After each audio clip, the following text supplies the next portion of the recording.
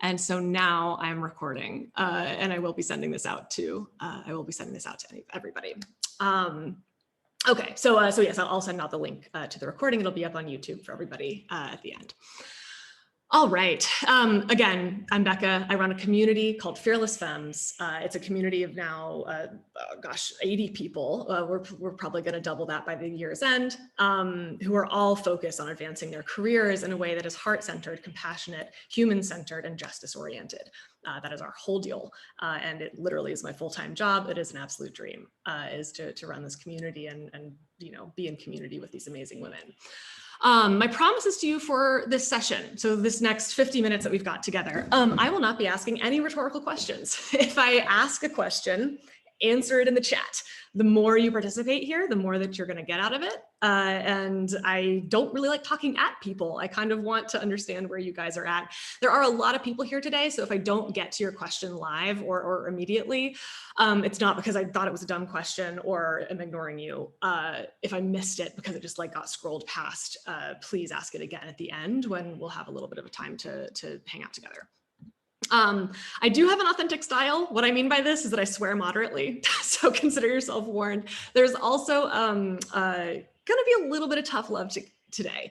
There's going to be a lot of sugar and a little bit of spice about all the compassion and the realities of what it's like to be to survive in our work culture today, in the culture of burnout that we have, and in such an unequitable system that we've got. But I'm also going to be a little spicy about the ways in which we're going to take some radical leadership responsibility for those things. Boop. I will give you all the help I can in an hour. My promise here is this is not one of those things where it's oh, I'm going to give you a little teaser and then you have to sign up or pay money or something to get the actual tool. I'm going to give you the thing we teach in Fearless Femmes straight up. It's a list of 6 steps. And so get your notepads out. You're going to be able to have access to that. And admitting some more people here. You're going to have access to that, and we're just going to give it away right now. I actually give pretty much every tool and tactic that we use in Fearless Femmes away. It's all in my blog and on my newsletter. So I'll give you some information about how to access that in just a little bit. But basically, if you want the answers, they're all out there, and we're going to go into them real deep here today. If you stay to the end, you will learn how to get more help if you want it. So again, there's no teaser here. You will get a lot out of this hour, but if you want to go deeper, if you want the community support that Fearless Femmes offers, I will teach you, I will instruct you exactly on how to get it, how to book a call with me and learn more. So you're going to leave here today, as I mentioned, with a 6-step technique to reclaim your productivity and do more 10x strategic work. And if you got some of my emails, if you registered, for this workshop a few days ago, you probably got my emails about what it means to be 10x. And I want to be just super, super clear about this. When I say be a 10x PM, what I actually mean is, does every hour that you put into something get you a big leap towards your goal? Or does it feel like it's maybe an incremental improvement, or even worse, and even more commonly, it feels like this kind of floundering, churning process where you don't even know what impact it had. No one's measuring it, or there's not a sufficiently clear goal that, who knows, right? It's anyone's guess how effective you're actually being. If we want to be 10x, we have to have that clarity, and we have to be evaluating ruthlessly what activities are actually going to get us the most mileage. So the technique that we teach today is going to teach you how to ruthlessly defend the activities that you have determined are going to get you the biggest leap towards your goals for your team, for yourself, for your career, for your organization. Also, if you stick around, I will give you a special offer. There is a little perk for making it all the way to the end here, because I do want you to stay to get the most out of it. And I'll no spoilers. I'll tell you about that at the end. Okay. So introducing the 4 horsemen of burnout, and this is kind of a terrifying image to see right now, but let's just roll with it here. Doing it alone, self-sabotage, high interrupt environments, and unclear goals. These are the 4 things that when they're all swirling around to varying degrees are pretty much a surefire path to burnout. When I see these things present in people, we know that serious intervention is needed so that if they're not already totally burned out, they stop hurtling towards that, right? So I want to use my special little trademark red, yellow, green stoplight method here for you guys. Open up your chat. We're going to go through these one at a time. Red is, oh my God, this is a dumpster fire. I'm having the worst time with this issue right now. Green is, nah, I'm good. So let's do one at a time. How many of you feel like you are uniquely screwed? Something is wrong with you. You don't feel like you have any support, anyone to ask, anyone to consult with, anyone you trust. You feel like you're doing this alone. Green, if you're like, I'm rocking it, totally supported. Red, if you feel really isolated, and yellow if it's somewhere in between. So reds, yellows, kind of started out with a few greens here, but now I'm seeing a bunch of yellows. Green at this organization, that's great to hear. Again, it can be very organizationally dependent. We can reinforce that, of course, by having communities that are outside of our work and kind of a third space. Yellow, green, yellow. Gosh, we're kind of all over the place here. I feel like it's almost like a yellow on average, but with a huge amount of diversity in people's experiences right now. So we'll call it a yellow on average. So this is like more like an art and a science here. So yes, let's start there. So about a yellow on doing it alone. All right. How about self-sabotage? How many of you guys are struggling with procrastinating right now? How many of you are struggling with the negative self-talk so that you aren't jumping at opportunities that you might have jumped at in the past if you're feeling a little more confident? Got a bunch of reds, a bunch of yellows. Definitely procrastination. This is the number one thing that I work with folks on. It sounds like for a lot of you right now, your actions every day are out of alignment with the goals and desires that you really have for your lives. All right, so we'll call it like yellowish, maybe a little bit yellow-orange here. Okay, now I know this one is gonna like blow this shit up, so I'm really excited to hear your answers. How many of you guys are dealing with a high interrupt environment? Good gauge for this. Do you have like 2 solid hours a day at least where you can like get a bunch of focused work done? Deep red, got a few greens, that's great news. Red, red, red, yellow, green, red. Okay, I'm really, really glad you guys are here today. This technique in particular is focused on your ability to start saying no with a lot more ease than you have been right now. There's a reason why these interruptions have been actually successfully derailing your efforts. It's one of the biggest hindrances to becoming 10x. If you're being pulled in a zillion different directions, like you can't make any sufficient progress in one direction, right? You're doing many things poorly. Surprisingly fewer interruptions since work from home. If you're not a parent, this is absolutely true. If you are a parent, oh boy, it's a whole different kind of effed up. So for toddlers, yes, and of course, childcare is a huge privilege and one that we should use if we have access to it, but not everyone does, right? So we can start to see some of the seeds of inequality there. All right, last one, unclear goals. Are you taking steps every day towards a goal that is measurable, specific, time-bound, you know, the SMART framework that we all love? If you are, you're a green, you know what those goals are. Both, it could be for your team, it could be for yourself, your personal development. Do you know what that goal is? Are you taking action towards it? Yellow, yellow, yellow, lots of yellows here. Hard to take really clear action towards a goal, even if you know what it is, even if you want it, and you really just deeply desire it. Hard to really stick with it if you're getting pulled in a zillion directions all the time, or if people are constantly telling you that something else is more important, right? Or if there's lack of consensus or agreement about what's most important. So again, this lack of clarity can be really destabilizing, because when we don't know what the most important thing is, we can't prioritize. It's literally impossible, right? So all of these things are what anchor us hurtling towards burnout or being totally on the steady.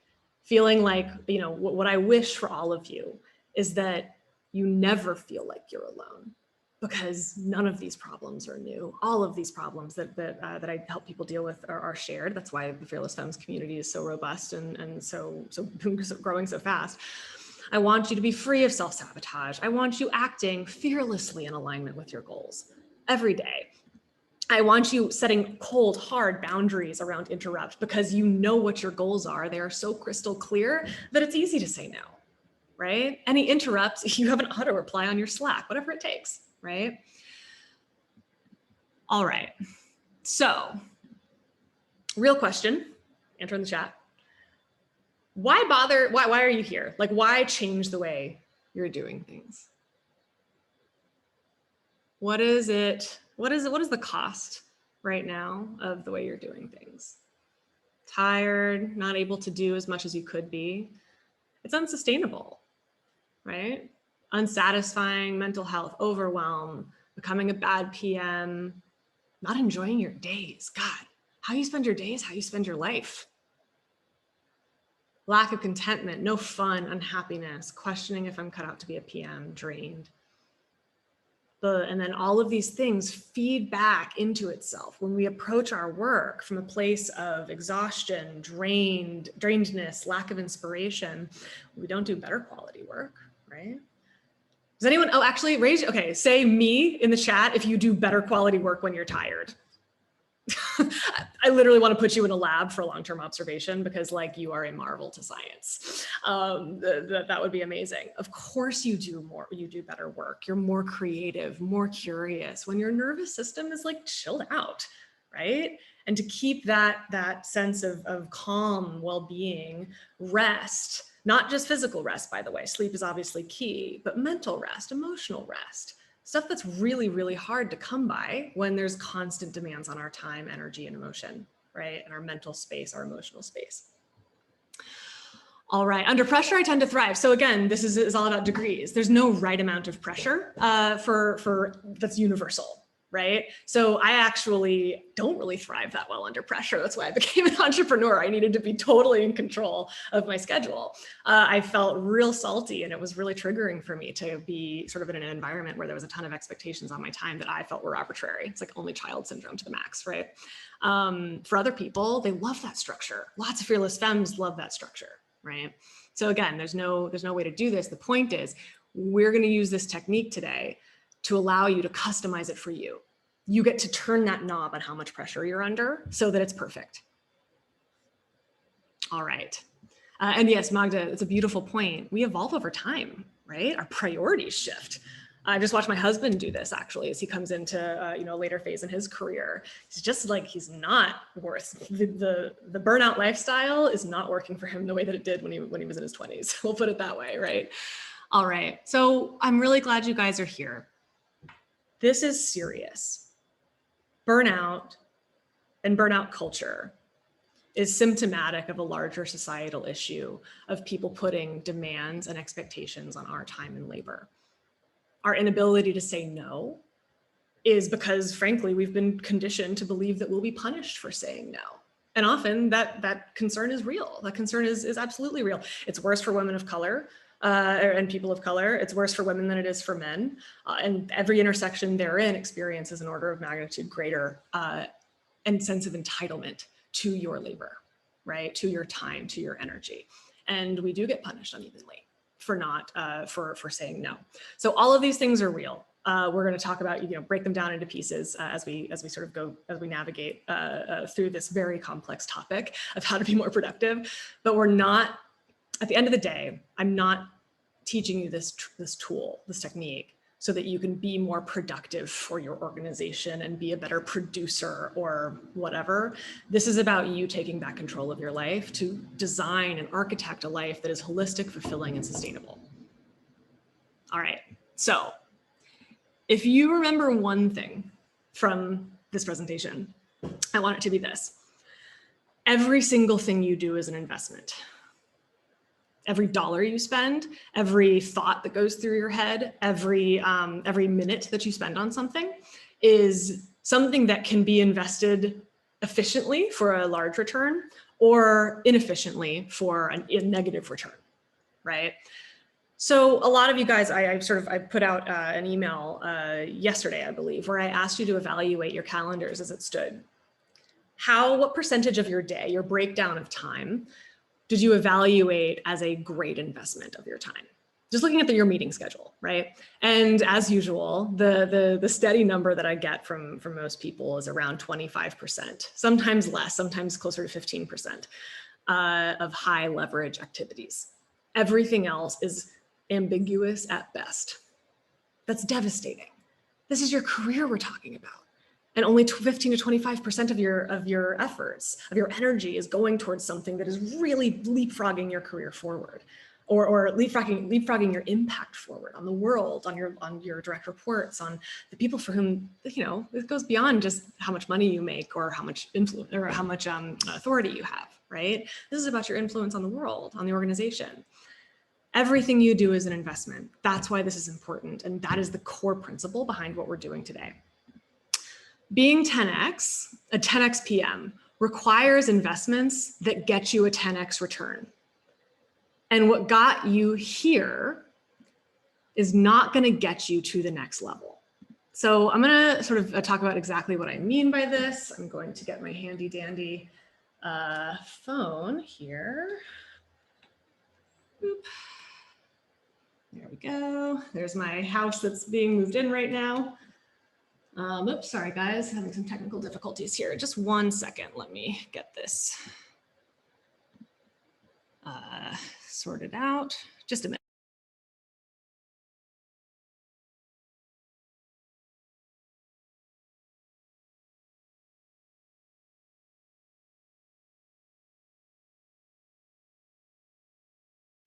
All right, sorry about that. I'm gonna just share my screen with you.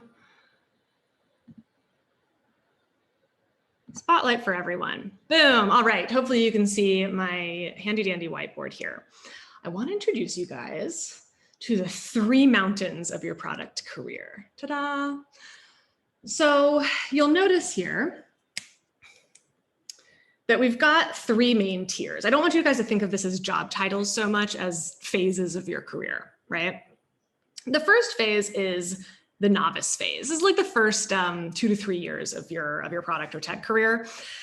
Your whole thing right now, like the way that you've known that you've reached the peak of the novice mountain, right, is that your pattern library is set. And what I mean by that is you've got a sort of a set of frameworks in the back of your brain that when you see something happening, see a type of problem, you kind of know what to do. You know what framework to deploy in a given moment because you've kind of seen it before, right?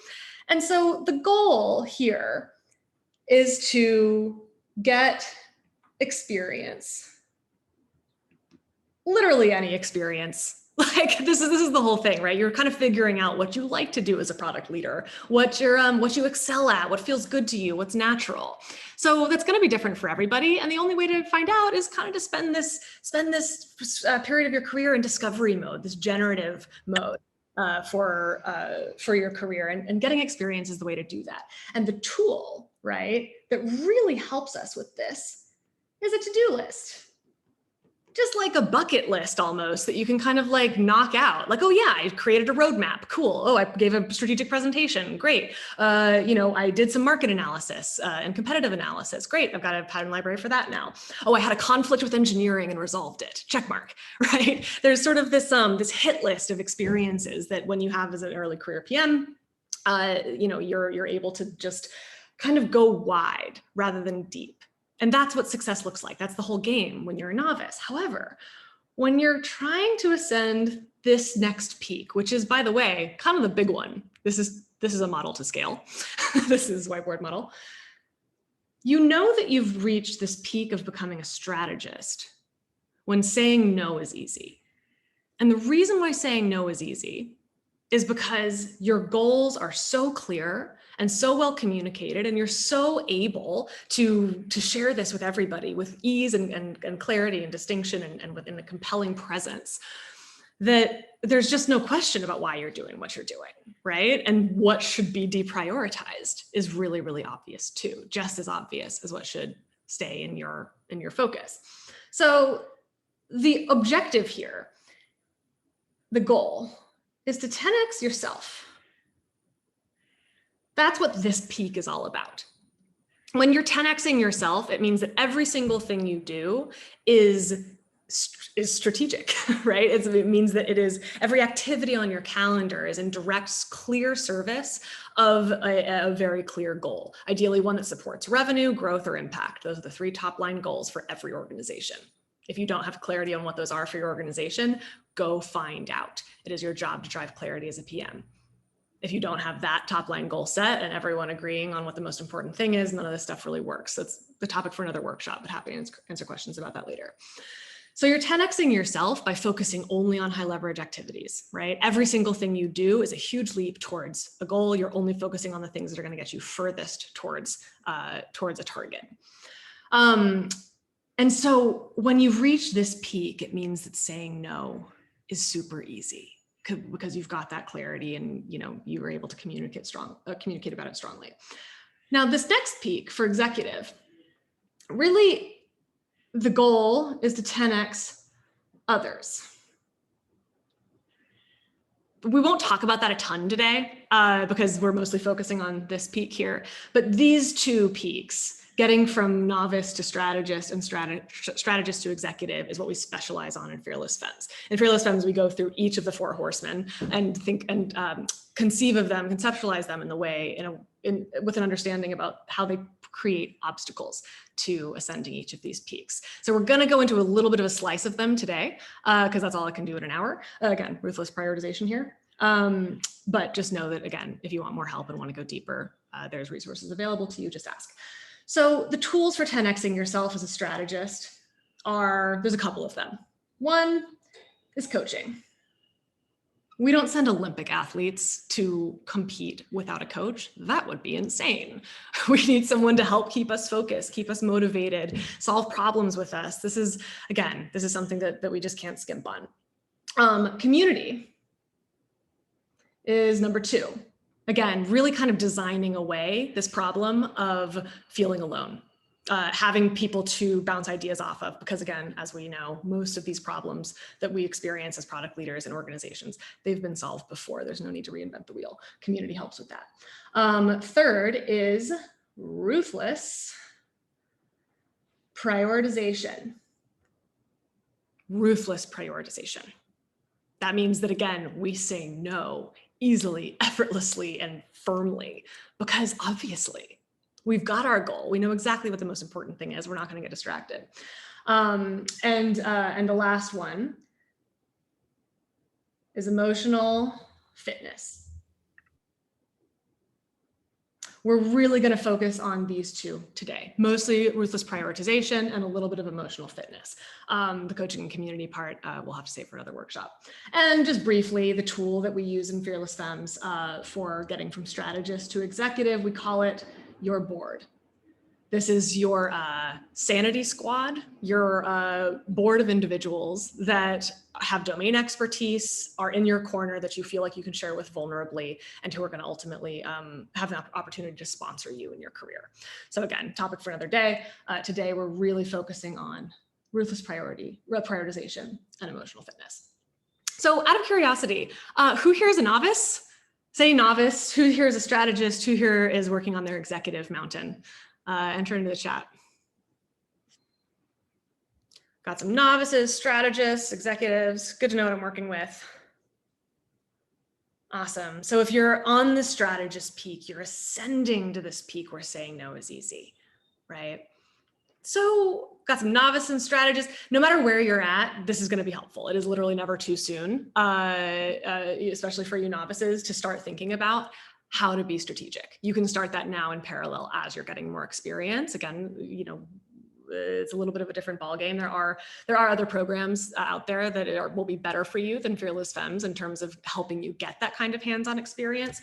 Fearless Femmes actually has a scholarship sponsorship program where part of the proceeds from Fearless Femmes goes towards scholarships for people with economic disadvantages to participate in a program called PM Dojo, which gives you the kind of hands-on experience that you need to successfully break into product management. It's, again, Fearless Femmes really living our values here about the power of community. Everyone deserves one. The to-do list here is the tool that you've been using to ascend this novice mountain. if you keep using your to-do list to try to ascend this one, what it's going to look like in practice is a to-do list that's 10 times as long. You can see why burnout is such a common thing that people encounter while ascending this mountain. It's not a sustainable strategy. New mountain, new tools, right? So for those of you at the novice level who are about ready to start prepping for your strategist mountain, you're going to need this technique. And for those of you who are already starting to suffer from burnout, we got to change tactics now. And, and if you already are suffering from burnout, there's going to be some healing required to get you there. That's going to be part of your plan.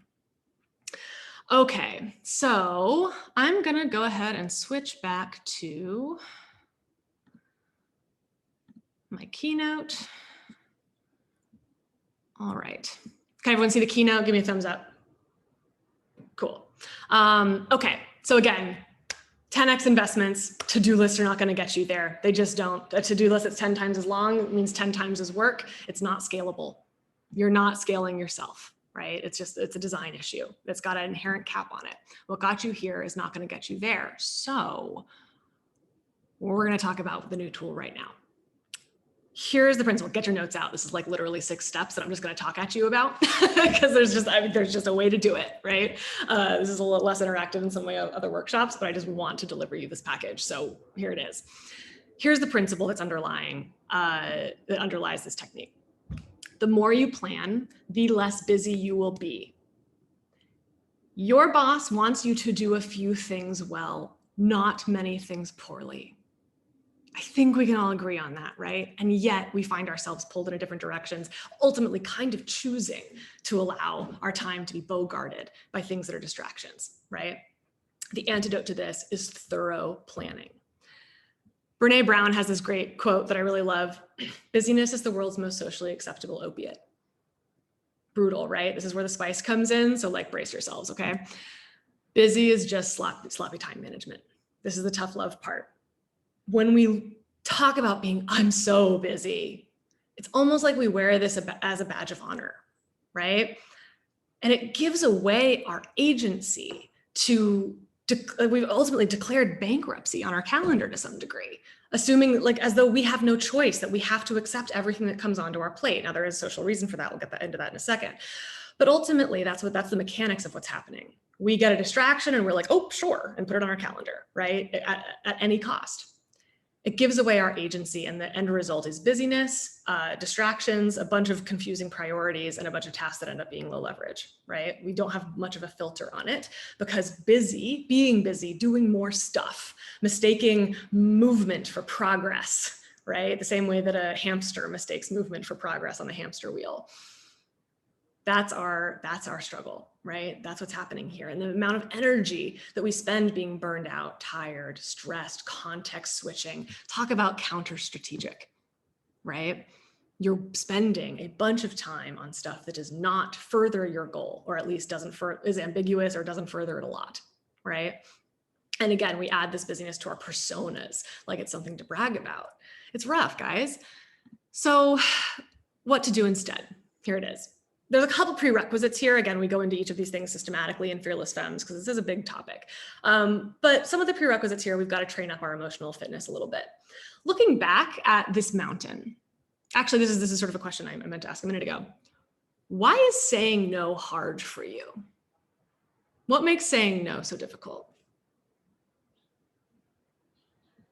Where's my chat? I lost it here. So real question. Other people's expectations, you feel responsible for it all, highlighting problems instead of solutions, fear of failure, no one to hand things off to. No one to hand things off to is a real one. Then it's a matter of setting expectations about what you can do, right? So why aren't you doing that? FOMO, fear of being rude, feeling like you're the only one with the answer. If no one else can do it, or if you aren't going to do it, then it won't get done, right? You feel like these things should take less time. There's some self-criticism here, fear of being judged, fear of disappointing others. I'm going to go ahead and just sum up everything you guys are saying in a single word. Fear. This is where emotional fitness comes in. We're acting from a place of fear. We're allowing this stuff to enter into our consciousness and into our priority list because of fear. And what happens when you stop people pleasing, right? Being accommodating, and Keith makes an amazing point here. When you stop people pleasing, then people stop being pleased. And for a lot of us, that's the most terrifying thing on earth. Being accommodating, again, as a novice and really as a child, right? Being accommodating as a tool that has worked phenomenally for a really long time. Thank you for that tool. Thank you for the people pleasing. Thank you for the to-do list, right? Thank you for the willingness to jump in. But there's a dark side to all of this willingness, right? It ends up taking a toll. It stops being strategic for this next mountain that you're climbing, right? So these are really beautiful points, guys. This is what I mean when I say emotional fitness. We have to stop acting from a place of fear and start acting from a place of confidence that's driven by clarity, really. Right? This confidence doesn't just manifest itself, although it's a complicated topic, and we go into a bunch of it in Fearless Femmes. This is really about just having total clarity on your goals and why they're important, and not really letting anyone fuck with you about it, because you've done the diligence, you've put in the work, right? You understand what the outcome is going to be, so it's an easy sell for everybody. So emotional fitness is a big thing. Addressing your self-sabotage is the other thing.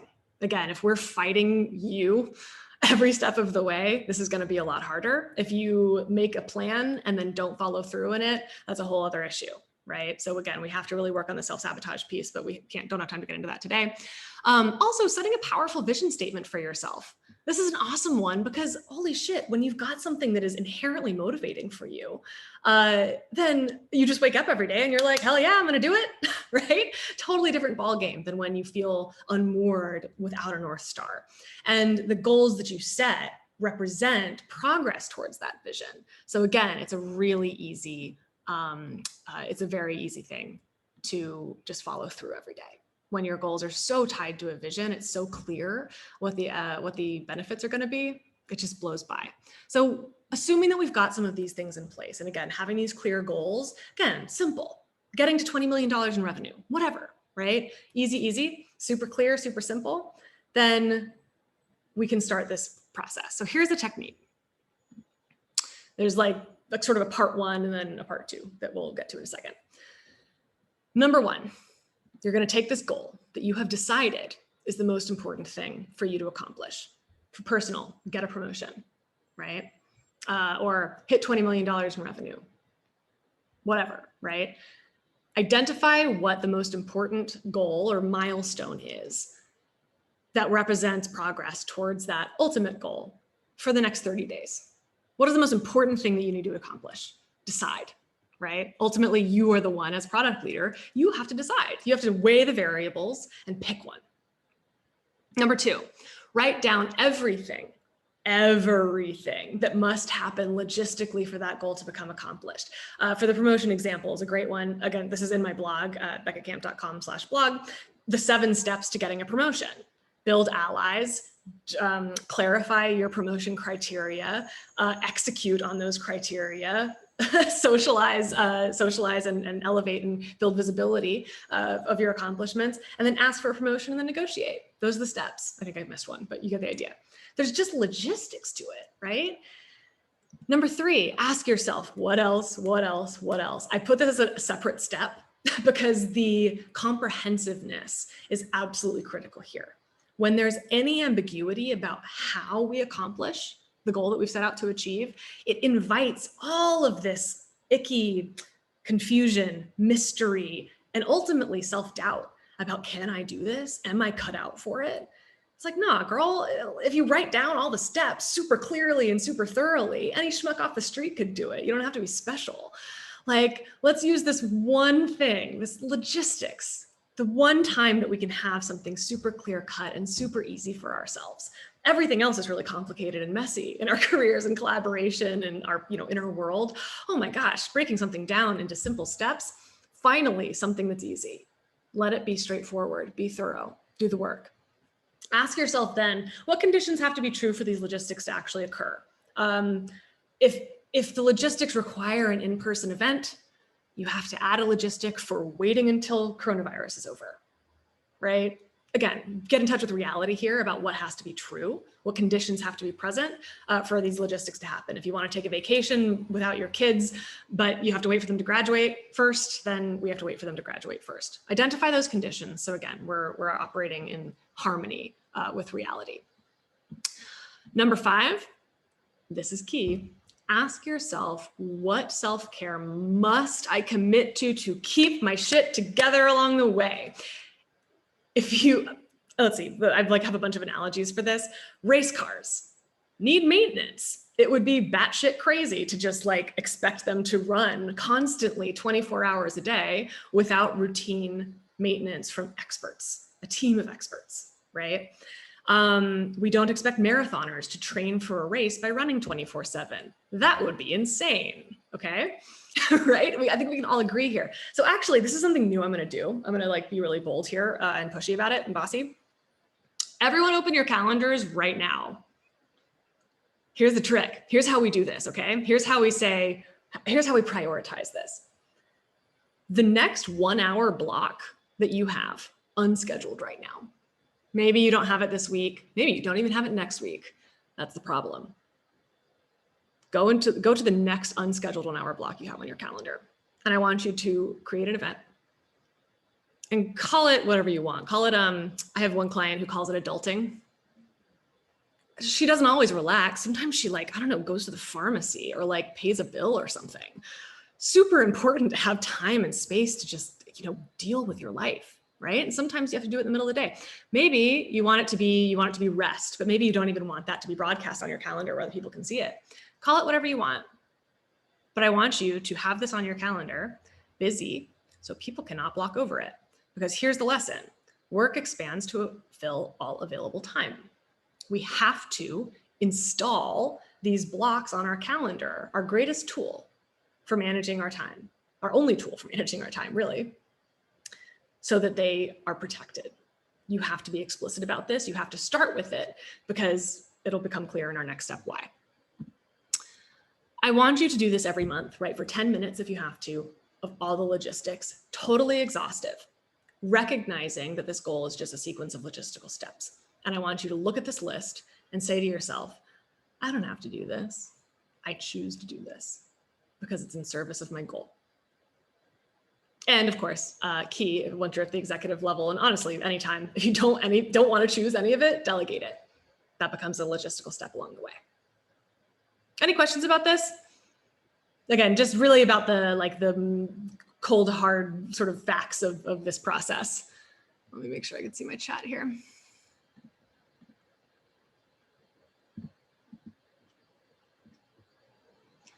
All right, no questions? Amazing.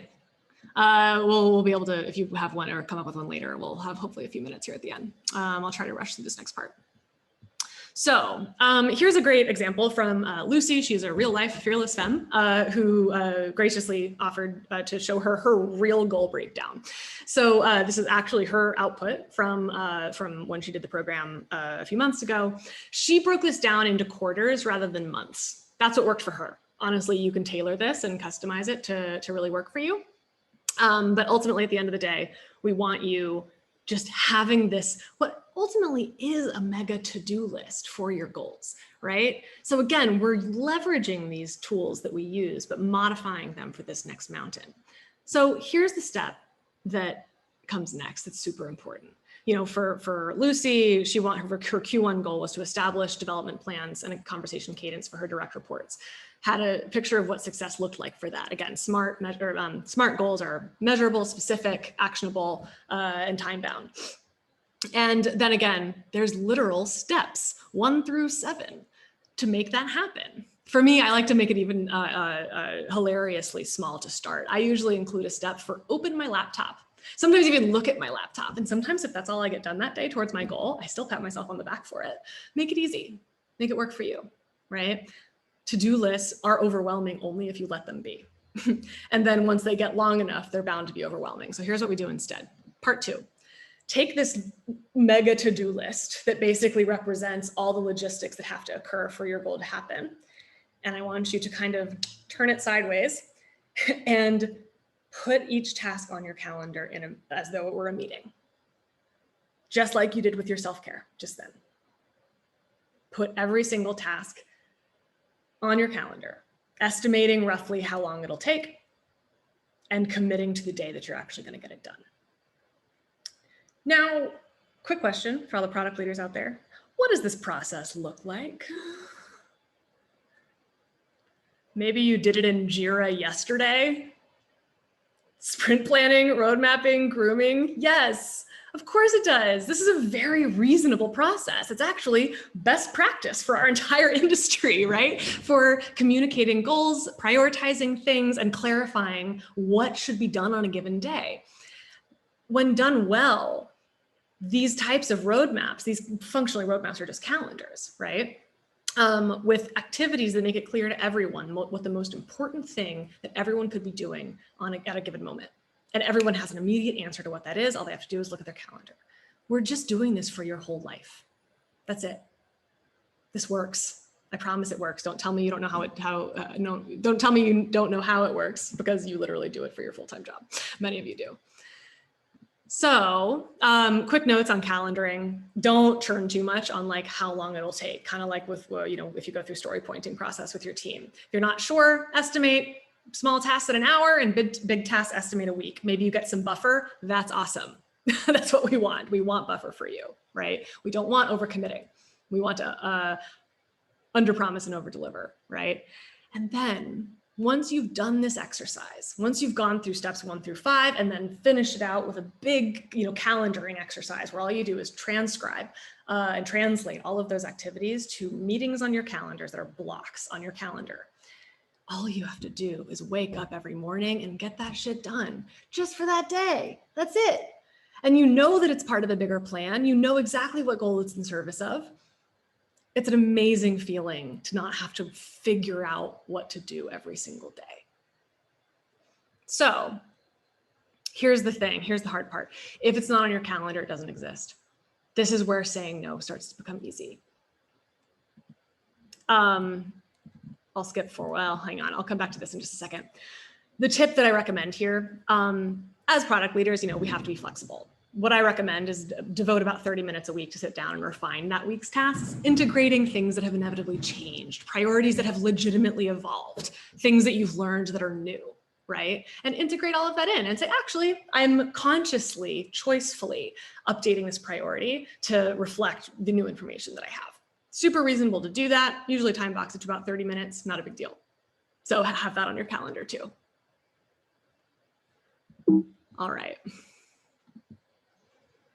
So just to give you an example of how this works for me, I have no meetings on my calendar for Monday. I have a total block because it's how I have eliminated the Sunday scaries for myself, because I don't really like spending any part of my weekend, including Sunday nights, by the way, thinking about work.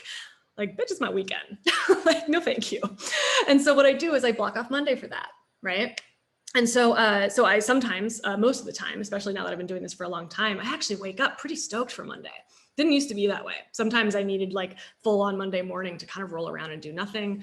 Again, that was actually my self-care time when I look back on it. But I wait until I'm feeling really motivated. Often it's where I do my best writing. It's where I do, I'll feel motivated to reach out to a client and like schedule a pro bono one-on-one session just off the cuff, right? See how they're doing, see if they need support. These are the kinds of things that I love to allow space for because it makes me better at my job, right? Then I get down to business on Tuesday, a little more structure, right? What you can see here is a goal that I wanted to accomplish on Friday. If you look at 10:30 on Friday, I've completed a nurture sequence. That was a goal for the week for me, right? The nurture sequence is a series of emails that all of you are going to get that are, by the way, I recommend that you don't unsubscribe because it's really good. It's valuable stuff, just like this, like packaged bits of content that are going to really help you become a 10x PM. I had to write those emails. I had to create time on my calendar to do that. So that's what I did. I started on Tuesday and authored 2 of them at 2 p.m. Knocked it out. That's when I write best in the afternoon. So that's what I did. Then the next afternoon, I finished 4 of them. And then knowing that I would probably need a break because I like to mix things up, I took Thursday off from even thinking about it and then really dove deep on Friday to really knock out the rest of it. Just get as much as I possibly could done in that 3-hour block. And of course, and by naturally in that 3-hour block, I like got up and took a walk around the block. I got a glass of water, like all of these things. Point is, I made time for all of it and then handed it off in that last half hour. All of these logistics just on a calendar. This is kind of a micro example, but hopefully you get the point, right? If I didn't have these things on my calendar to show up to, like meetings, then I don't know, I would have just like been beating myself up about the whole time, but when am I going to do it? I have to do it. I have to get around to it. Horrible, right? So let's see, we got a good question here. After the session, will you get slides? You will get a YouTube, you'll not get the actual hard copy slides because it's like my IP, but I sent it out in a YouTube video. So yeah, all of this is shared on your screen. So you'll be able to see it there. So the slides you'll be able to see there. Cool. So here this is, I got a question one time that was really great about how come I don't have any like breaks between all of these things. Girl, it's because I sandbag my estimates like a pro. Of course, I'm going to give myself half an hour for something that takes 10 minutes. And then I end up with 20 minutes to kind of like, do whatever I feel like. This is the lifestyle that I've designed for myself because I know it's what elicits the best work. We got another question. How do I help yourself clarify your goals? So that is a great question. That is kind of a whole other workshop about how to clarify and set really meaningful goals. It is something we do in Fearless Femmes as well. I'll see if I have time. I probably won't have time at the end to do that today. But again, clarifying your goals is a whole skill set for product leaders. We have to be able to do that. It is part of the, part of the novice pattern library. All right. I'll try, if I don't get to all your questions, I've recorded them. So I'll send out an email addressing them. So no lunch on Friday. Ad hoc, often I take off on Friday afternoons. I don't do any work at all. So I eat lunch then.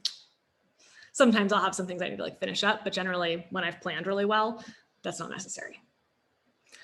All right, next. So the collaborative no, this is what I kind of want to leave you guys with.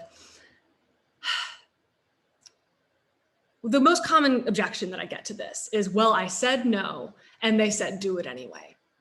This is a real problem. This is no joke. Some bosses don't give a shit that you're burning out. That's what it boils down to.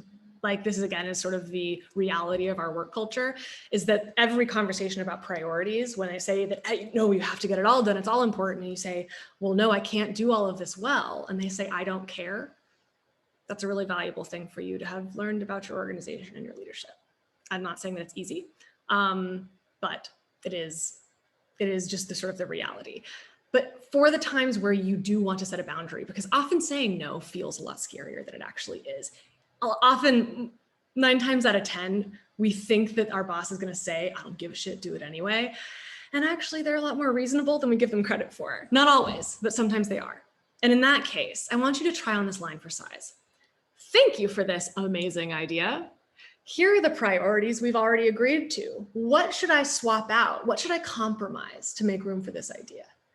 And most of the time, they just scamper off saying, oh, never mind, right? Most of the time they say, oh, you're right. That is a great reminder of our priorities. Again, as a product leader, this is your job. Drive clarity. Remind everyone of the priorities every day. Beat the drum. That's your job. Okay. Second thing that I want you to remember, if you remember nothing else, you get to decide what goals you accomplish and on what time frame. You do not have to accomplish all of them. This is a great question to kind of talk about the moms and when you're a mom and you've got a huge time commitment for family, and actually tends to be an unequal time commitment compared to if you're in partnership with a man. There's a lot of entitlement to women's time as a mother. Ultimately, you get to be choiceful about how much you accomplish and when. For me, I'm not even a parent, but my rest is so critical to my work that it's almost something I nurture like a child, right? Like I have to be rested. I have to be showing up fully to every session. I don't get to show up at 80%, right? So you get to accomplish, decide what you accomplish and on what time frame, and decide, choose it. Don't fall into this trap where you're criticizing yourself for not getting more done. Decide what you're going to get done and why and when, and then do it. You're in the driver's seat here. And be ruthless. This is what I want to leave you with. You are the only one who is going to ruthlessly defend these boundaries, and it's not easy. We don't have time to get into it today. Things just went a little longer than planned today, but I'm going to record a video about compassion fatigue. and I understand if you guys have to run, don't worry, I'll keep recording this and send it out to you. I know we're at time. Human giver syndrome is the belief that you have a moral obligation to give every drop of your time and energy and support to others, no matter the cost to you. Women suffer from this more than men. People of color suffer from it more than white people. There's an expectation to explain sexism to men, to explain racism to white people. The sense of entitlement is uneven.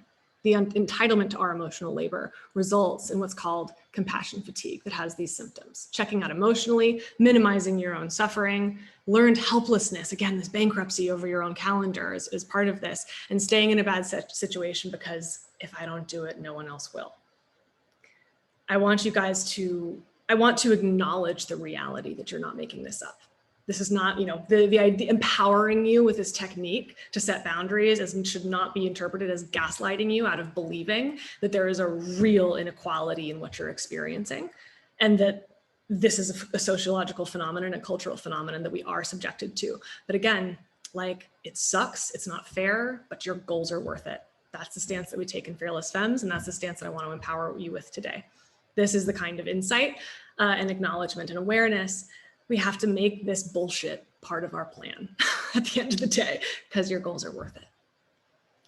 The burnout is definitely related to compassion fatigue. And I want you to know that I'm here for you. I want you to know that Fearless Femmes is here for you if you want to learn more. I promised you that you would have the ability to do this. So I am going to, oops, I need to send this to everyone. Here is the link. calendly.com/BeccaCamp/strategy session. If you want to book a call with me because you're ready to join Fearless Femmes, you've read all about the program and you're super into it, you liked my vibe here, the community is here to support you. And if you would like to read more, BeccaCamp.com/blog, I give away all my secrets. Again, it speaks kind of to the power of community. The fact that I literally put all of my structures, frameworks, tricks, techniques out there for free, and yet the community is still such a differentiating factor that, that people find it worth investing in. So again, check it out, benefit from the knowledge that's out there. So many of these problems are solved, and know that there is a community here that has your back. Anytime that you're ready to invest in it or learn more. I am here for you. I'll send out this recording to everybody afterwards. Thank you for breaking in my new space with me and helping me recover from my vaccine blah. This was so invigorating, and I'm so happy to support you guys. I did post the links in the chat. Oh, everyone, oh, that's weird. Sorry guys, 1 second. Everyone in meeting, not the waiting room. Zoom, you're killing me. Here they are. calendly.com/BeccaCamp/strategy session. There's the link to book with me when you're ready to join Fearless Femmes. And in the meantime, if you want to learn more, BeccaCamp.com/blog. There you go. I'll write all these in the email as well, so that you guys have them handy, but there they are. Please go benefit from all of the stuff that I've learned from my own career, as well as from all these years working with some of the most badass women in product that have ever graced the industry. And all of us are ready here to support you in whatever way you need. I hope you guys have a completely badass end to your week, and get some rest this weekend. I think we all know you've earned it. And again, it's something that we have to prioritize. If you send me questions that I didn't get to in the chat, I'll review it and send out an anonymized version of the answer. And feel free to reach out to me if you don't get it in time or if it's urgent. Just email me. I am radically accessible. So here for you anytime. All right, guys. Mwah! Have a great rest of your day. See you soon.